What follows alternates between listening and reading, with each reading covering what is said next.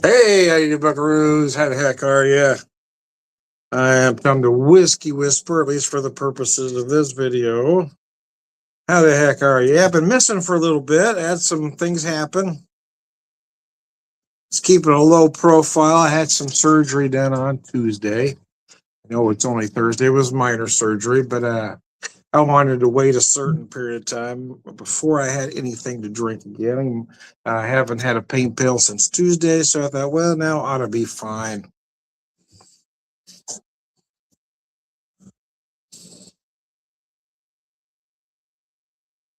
Make sure everything's working there. All right, set that down. So what I thought I'd do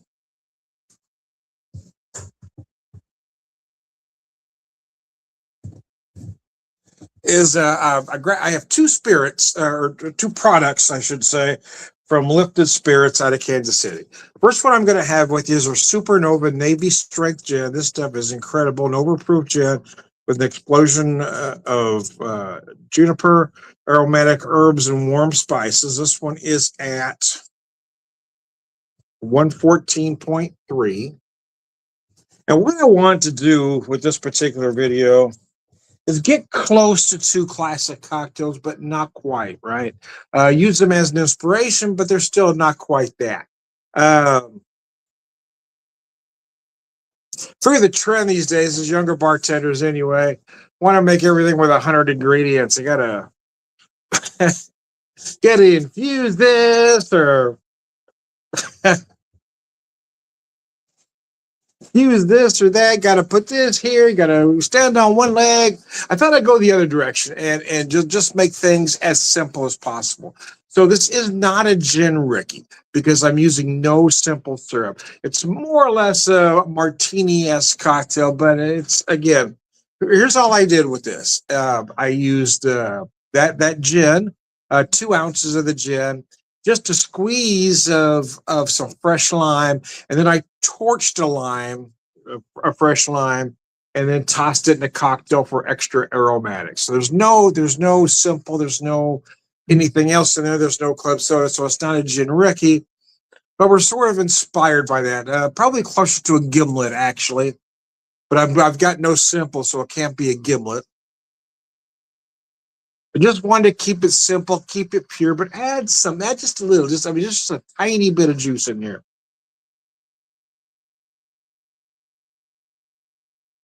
I mostly wanted to showcase, oh, that's delicious. I wanted to showcase the gin. I wanted to add that touch of lime just to brighten up, right? Just to brighten up those other aromatics going on here.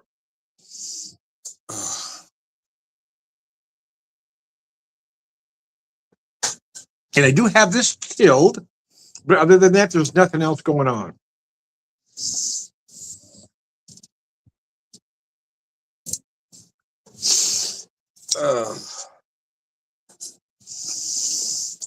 With carefully curated ingredients, our handcrafted spirits lift our community, creating unique experience. I did visit the distillery. I didn't have a drink there, though. I was just kind of passing through, and I grabbed these two products quickly, the gin and the rye.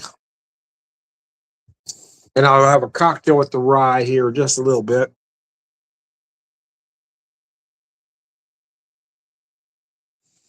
I got 2 of these glasses. They came in a 2-pack, so I bought these 2 glasses.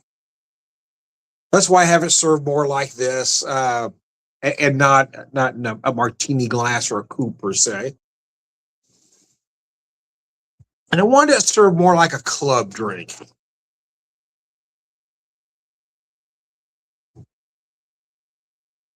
Kind of old school, and everything just came in a rocks glass, right? Like the old TV shows, every time they pour anything was in that same kind of glass like that.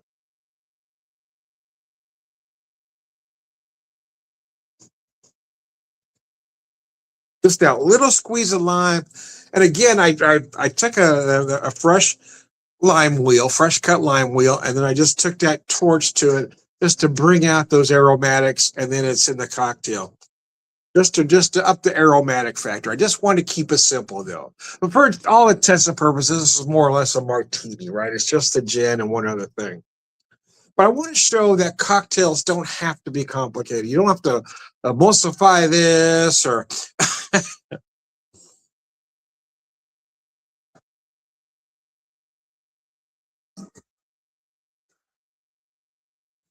infuse that. You just can put a cocktail together. And I feel like I don't have anything against some of the, there's some brilliant bartenders slash mixologists out there. There really is. I just don't think every drink needs to be that. A lot of these classic cocktails are classic for a reason. There were three ingredients, right? The Manhattan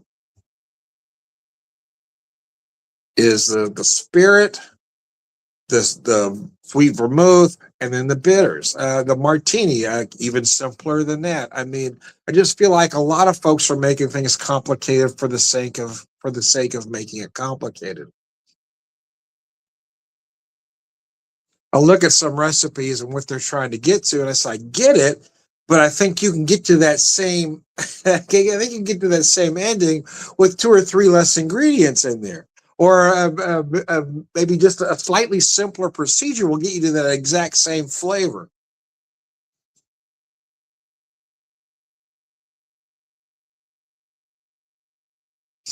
And then part of it, and again, I'm guessing here, I think a lot of why they do it is to make it harder to duplicate, harder for another bartender to duplicate. But again, I look at some of these recipes or what some of these bartenders do, and I say, okay, I can get to that without this, and this step.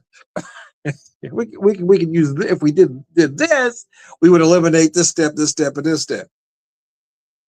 But again, that's just me and my upbringing, right? That improvisational skill. Okay, you don't have this, so what are you going to do? You always got to find a way to make it work, no matter what line of work you're in.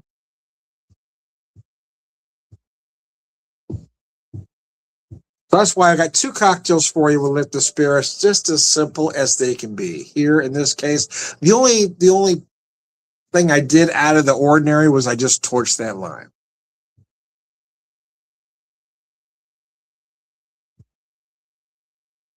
And that was just to up the aromatics a little bit. Add that nice lime to those aromatics of those herbal and botanical notes going on here. Oh, mercy.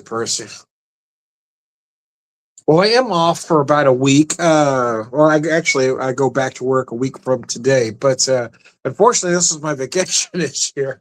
So things just kind of worked out. I had some unexpected expenses come up, and then I had to have this done quicker than I thought I was going to have it done. So money's tight, but I happened to. The one thing I did right is make sure I had a freezer full of meat and seafood, and had plenty of liquor and beer around. So I can't afford to go anywhere on this vacation. Not that I could enjoy it much anyway, but. Hey, we're just gonna make the best of this staycation. Had a nice ribeye yesterday. I kept dinner simple today, though. Well, sort of simple. I baked a chicken breast, kind of an Italian seasoned chicken breast. But then I love mac and cheese. My wife isn't crazy about it, so I don't make it very often. But I made it all with white cheeses. Neither one of us are crazy about the yellow cheeses. So it would have been just about the same cheeses and a little bit different if I was making Alfredo sauce, but it is a little bit different. I used it was called a Tuscan cheese, which was a blend of Parmigiano Romano, and then I used a blend of Gruyere and Swiss, and then once I got that all melted and all happy, to the top of the mac and cheese before I went in for that final bake, I just added some sharp unsmoked provolone and just let it get all bubbly over the top. And boy, that came out nice.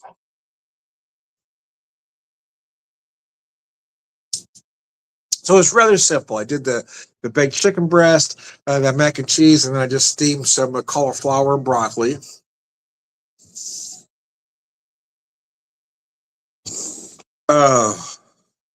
But I do have some good seafood in there too. I'm going to have to get to. We got some crab legs, so that might be up this weekend. Some Dungeness crab legs, no less. I bought a while back, and I've got 2 bags left. They're pounded half bags, so I mean, it's yeah, we can get a couple meals out of them, man.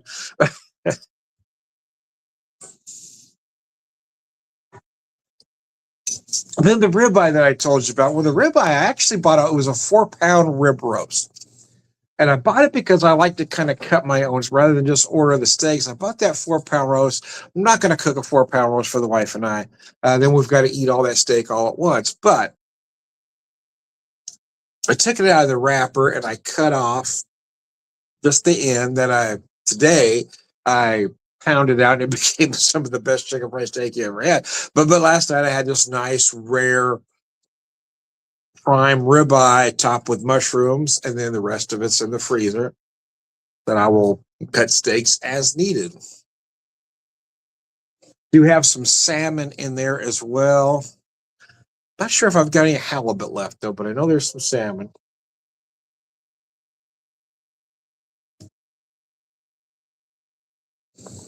And plenty of chicken. I've been trying to eat more chicken, less other stuff, but boy, I was really craving the beef. That's why I got that roast, because it was on sale.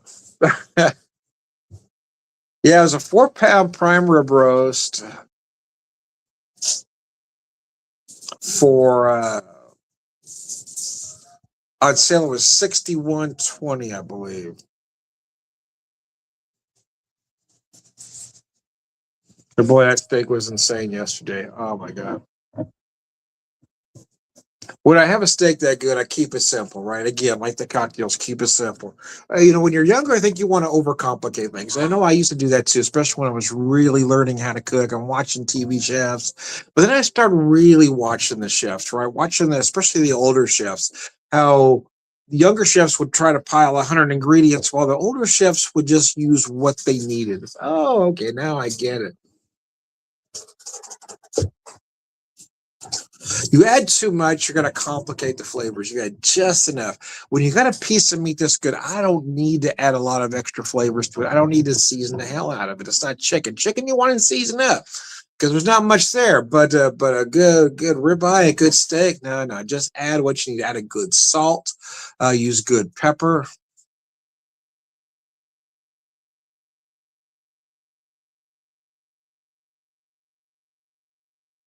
Lisa Sharp Brown, if you're still with me, Sláinte. Somebody I went to school with 100 years ago. Long time ago, man. I kind of went a long way around the barn, Lisa. I did a lot of things to find out my true calling was to be a bartender at 59 years old. So I'm enjoying this stage of my life where it's just fun now, right? I go into work and it's just fun. The people I work with are amazing. The people I work for are incredible, and the people I get to serve are just as amazing. I mean, I've never been happier going to work ever. I love making cocktails. I love designing my own cocktails, but I don't even mind making other folks' cocktails because I always, well, I shouldn't say this, I guess, but I typically put my own little spin on them. Some things, okay, I like this, but I want to do it just a little bit different. This is a great idea, but I think we should do it this way. Anyways, I'm almost done here. I'm going to get up and grab cocktail number 2. I'll be right back.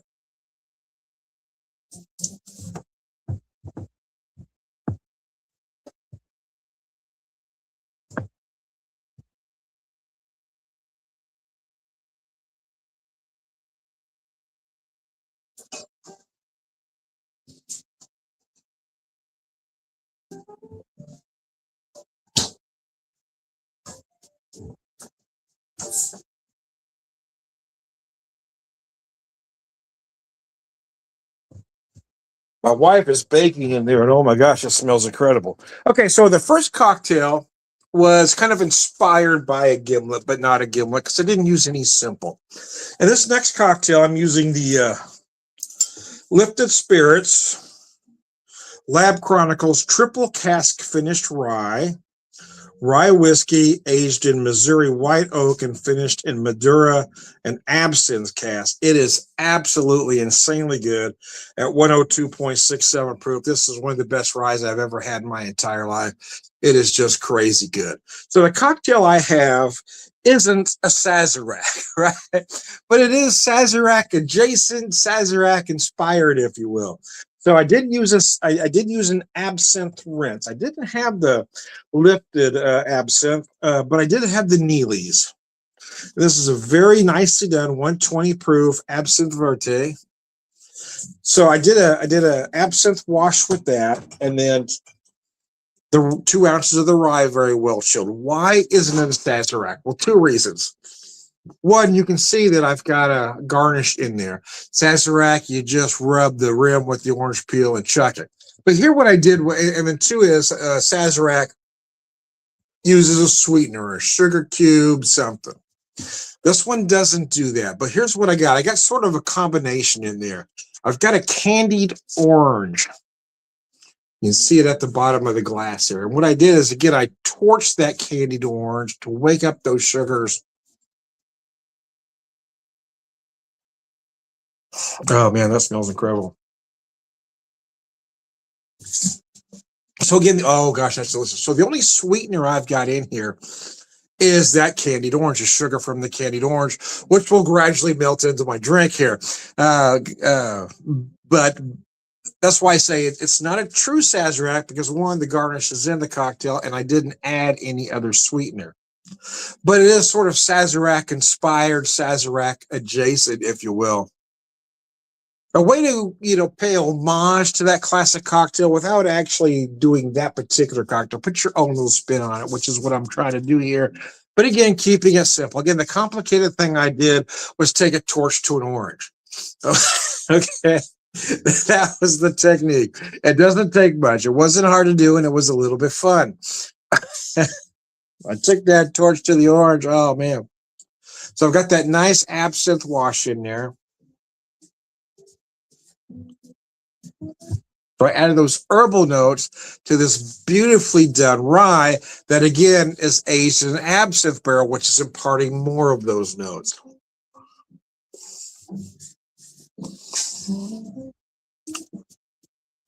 And I like this cocktail for a lot of reasons. One, because it's not exactly a Sazerac, but it's a Sazerac in spirit. I've taken out something, which is the sugar, but then I've added something, which is a sweetened garnish. So I've kind of got the spirit of a Sazerac without it actually being a Sazerac. So I've kind of created my own, my own spin on it here, if you will.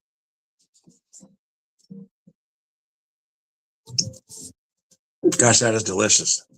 The trick here with both cocktails, though, as you can see, I had both served straight up, which means I got them very well chilled, but I'm leaving no ice in the glass, because that's how I prefer my cocktails. Now, if you want a big cube, hey, do you? I'm not a fan of ice in my drink. I'm not a fan of ice in general, of any kind. Just not a fan of ice, man. Anyway, you read into that way what you will.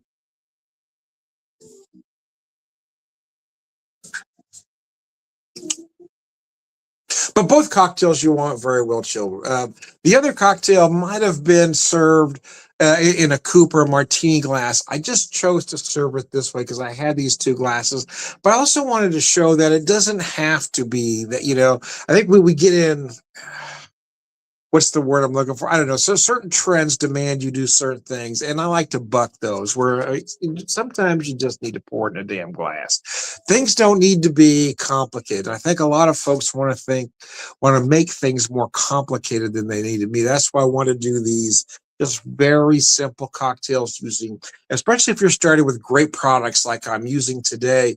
You don't need to overcomplicate it. You don't need to add 100 ingredients, because the spirits are doing the work for you. You've already got the star, right?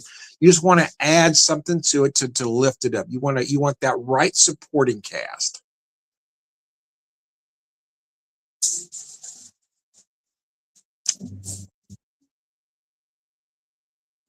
Gosh, that's just gorgeous, man. Does it taste like a Sazerac? Yeah, pretty much. I mean, like I said, what I've done different here is I didn't add any simple and I left the garnish in, but the particular garnish is a torch candied orange. So what sugar was on that orange is slowly melting into my cocktail, adding a little bit. So it may not be quite as sweet as your typical Sazerac, but we're real close. And because I'm using this particular rye, that's finished in absinthe cask as well as Madeira cask, I have that extra herbal note as well. Oh, this is just gorgeous, man.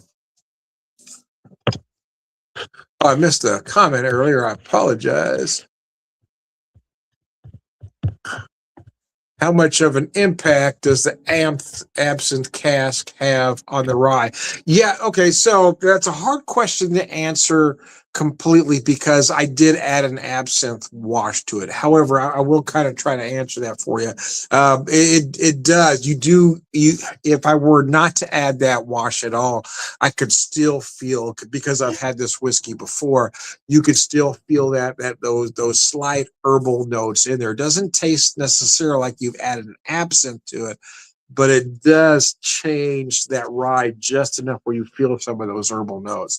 So adding the absinthe wash to it, I've really just kind of accentuated that.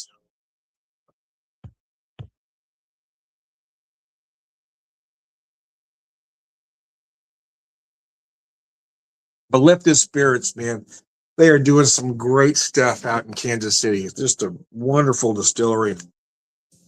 That's why I felt compelled. I felt compelled, man, to buy the glassware. I can only get 2 products at that particular moment in time, but I opted for these 2 so I can go different ways with cocktails. I'm kind of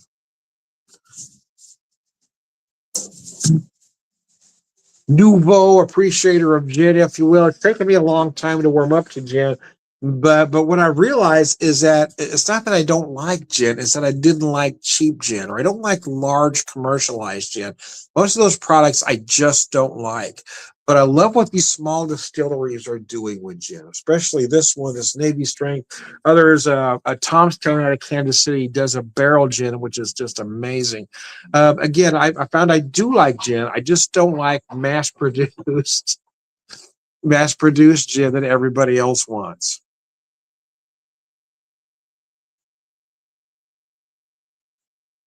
I'm just a buy small kind of guy. So, anyways, as we wrap this up,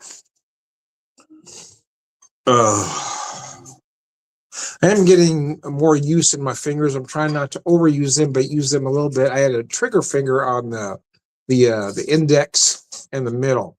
So up until today, those were primarily numb. Today, they're just a little tingly. I can't straighten out that middle finger all the way yet. So I've been wanting to kind of use them, but not overuse them. See me using the left hand most of the time, anyways. And if I'm gripping a very certain way, so I'm not putting pressure on those fingers as well. So anyway.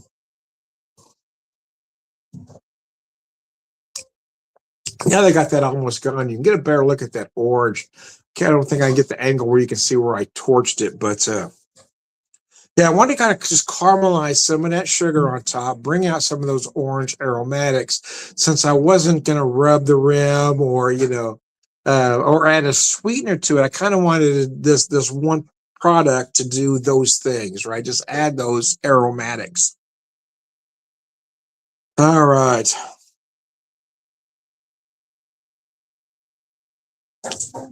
Well, thank you, folks. I appreciate you tuning in. I am Tom the Whiskey Whisperer, Whiskey Evangelist, prolific whiskey drinker, purveyor of wisdom, and guess which hands here.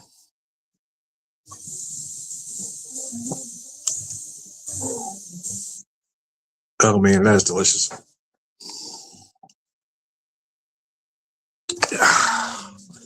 All right, good guys. Thanks for tuning in, folks.